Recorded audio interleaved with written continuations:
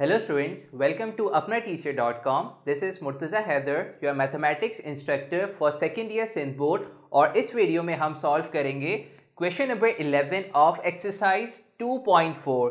This is a question of exercise 2.4 Karachi Sindh board का ये question है और ये वाला क्वेश्चन आपके पास पिछले 10 सालों में सिर्फ एक दफ़ा पूछा गया है इन द ईयर 2015. ओके, तो चलें इस क्वेश्चन को पहले हम रीड कर लेते हैं. तो क्वेश्चन में हमसे ये कहा गया है कि using slopes prove that 6,5 -3,0 and 4, -2 are the vertices of a right triangle. Okay, तो इसका क्या मतलब हुआ? इसका मतलब ये है कि आपके पास एक राइट ट्रायंगल है, सही, और हमने क्या करना है, हमने प्रूफ ये करना है कि ये जो आपके पास वर्टिसेस गिवन है 6,5 -3,0 और 4, these are the vertices of a right triangle. ये हमने प्रूव करना है किस तरीके से? by using slopes. ओके, यानी सिंपल सा क्वेश्चन है, आपके पास एक ऐसा क्वेश्चन गिवन है जिसके अंदर एक राइट ट्रायंगल का जिक्र है, सही, उसके 3 वर्टिसेस गिवन है. आपने ये प्रूव करना है कि जो गिवन 3 वर्टिसेस हैं ये एक राइट ट्रायंगल के वर्टिसेस होने चाहिए. किसकी मदद से? by using slopes. ओके, तो यहाँ पे हमारी थोड़ा सा थिंकिंग प्रोसेस क्या होना चाहिए, किस तरीके से हम इस क्वेश्चन को सॉल्व करेंगे, तो हम इसको डायग्राम के थ्रू समझ लेते हैं. तो आपके पास एक राइट ट्रायंगल किस तरह का होता है? राइट ट्रायंगल हमेशा इस तरह का होता है आपके पास, सही.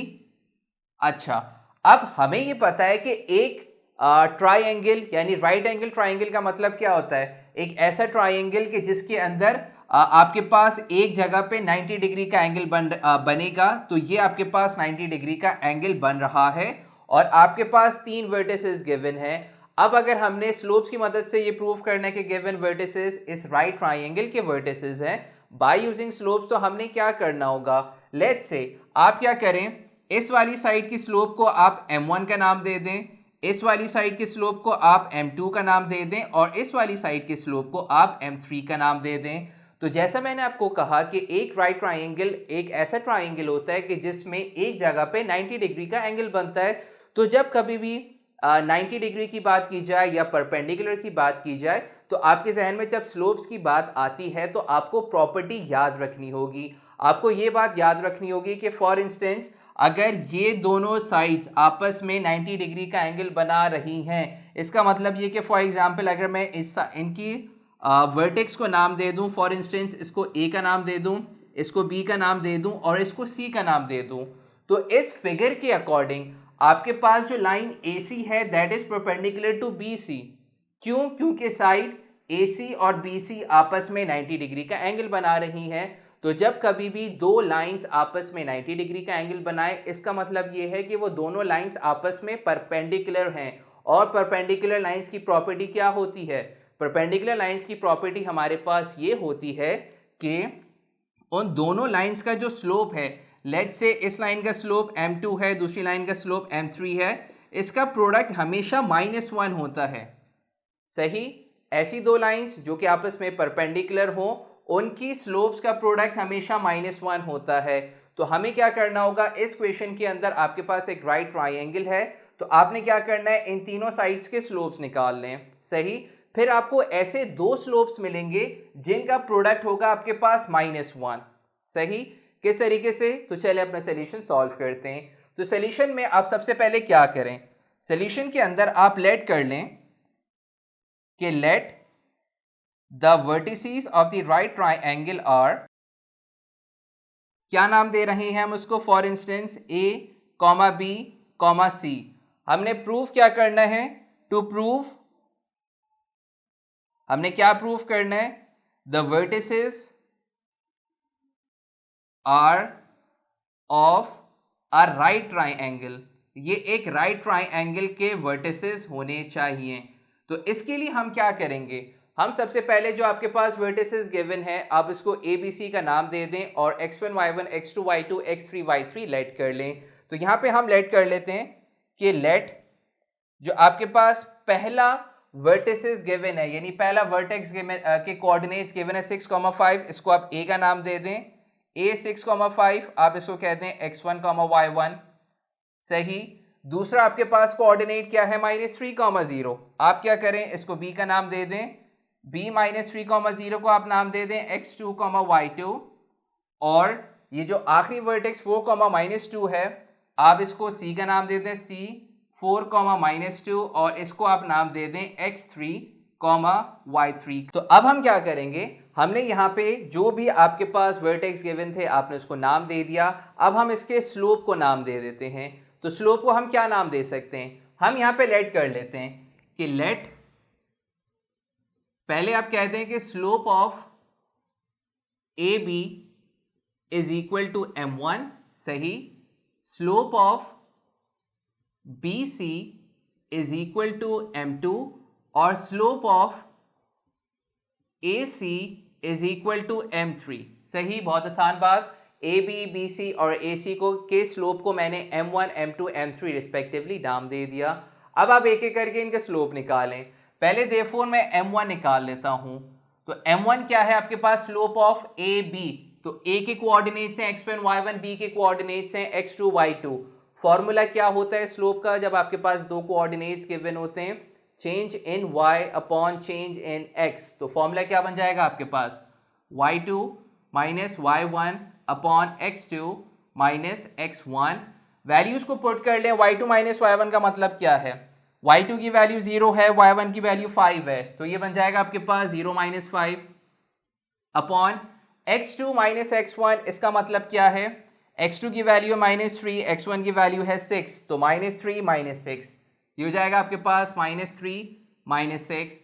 थोड़ा सा सॉल्व कर लेते हैं, ये हो जाएगा -5 अपॉन -3 माइनस 6 इज -9, माइनस से माइनस कैंसिल कर लें, ये हो जाएगा 5 अपॉन 9, सही। सिमिलरली अब हम m2 निकालेंगे।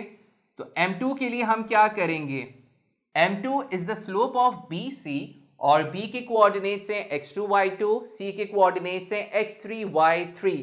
तो फॉर्मूला क्या बन जाएगा, फॉर्मूला बन जाएगा y3 minus y2 upon x3 minus x2, सही। कोऑर्डिनेट्स पुट कर लें, y3 की वैल्यू क्या है आपके पास -2, y2 क्या है आपके पास 0, तो ये हो जाएगा -2 minus 0 upon x3 minus x2। x3 की वैल्यू क्या है 4, x2 की वैल्यू है -3, तो इसका माइनस और फॉर्मूले का माइनस प्लस कर देगा, तो ये हो जाएगा आपके पास 4 + 3, सही। तो ये हो जाएगा 4 + 3। सॉल्व कर लेते हैं, -2 माइनस 0 इज -2, 4 + 3 इज 7, तो ये स्लोप आ गया आपके पास -2 अपॉन 7। आखिर में हम क्या करेंगे, m3 निकालेंगे। तो m3 किसका स्लोप है, m3 is the slope of AC। तो AC के लिहाज से फॉर्मूला क्या हो जाएगा, C में से A के कोऑर्डिनेट्स माइनस करने, तो फॉर्मूला हो जाएगा y3 minus y1 upon x3 minus x1। Values को प्रॉपर तरीके से पुट करें, y3 है -2 और y1 है 5, तो -2 माइनस 5, ये हो जाएगा -2 minus 5 upon x3 minus x1, it means 4 minus 6, तो ये हो जाएगा 4 माइनस 6। सॉल्व कर लें, ये हो जाएगा -2 minus 5 is -7, 4 minus 6 is -2, minus से माइनस कैंसिल कर लें, ये हो जाएगा आपके पास 7 अपॉन 2। ये हमने क्या करा, the slope of AB, BC and AC हमने फाइंड कर लिया। अब now in order to prove the given vertices are the coordinates of a right triangle, आपने ऐसे दो स्लोप्स देखने हैं, दो ऐसे स्लोप्स देखने हैं कि जिनका प्रोडक्ट आए आपके पास -1। तो बहुत इजीली आप देख सकते हैं कि -2 अपॉन 7 और 7 अपॉन 2, इसका मतलब यह है कि m2 और m3 इसके स्लोप का प्रोडक्ट आपको मिल जाएगा -1, सही। तो आप यहां पे लिखेंगे कि as m2 m3 should be equal to -1, यानी किसी भी दो साइड्स के स्लोप का प्रोडक्ट -1 आना चाहिए। m2 है आपके पास -2 अपॉन 7, अब यहाँ वैल्यू पुट कर लें, और m3 है आपके पास 7 अपॉन 2, ये रहा आपके पास इक्वल्स टू -1। कैंसिलेशन कर लें आप यहाँ पे, 2 1s are 2, 2 1s are 2, 7 1s are 7, 7 1s are 7। इसका मतलब ये है कि -1 इक्वल्स टू -1 आपके पास आ गया। तो इस तरह से आपने प्रूव्ड कर दिया, और आपने क्या प्रूव्ड करा कि hence the given vertices are the coordinates of a right triangle, ये आप इस तरीके से प्रूव कर लेंगे। बड़ा आसान सवाल था, 3 आपको वर्टिसेस गिवन थे और आपने ये प्रूव करना था with the help of slopes कि ये गिवन वर्टिसेस एक राइट ट्राइंगल के वर्टिसेस हैं। तो राइट ट्राइंगल में हमेशा आपके पास कोई भी दो लाइन जो है वो परपेंडिकुलर होती हैं, यानी वो आपस में 90 डिग्री का एंगल बना रही हैं। 90 डिग्री का एंगल मीन्स कि आपस में परपेंडिकुलर हैं, और परपेंडिकुलर के लिए कंडीशन क्या होती है कि उनके स्लोप का प्रोडक्ट होता है -1। एक दफ़ा आप इसको प्रूव कर लें तो आप यहाँ पे इस क्वेश्चन को इस तरह से सॉल्व कर लेंगे। So this is it for this lecture. Hope you have understood this lecture and will meet you very soon in our next lecture video. Till then, अल्लाह हाफिज़।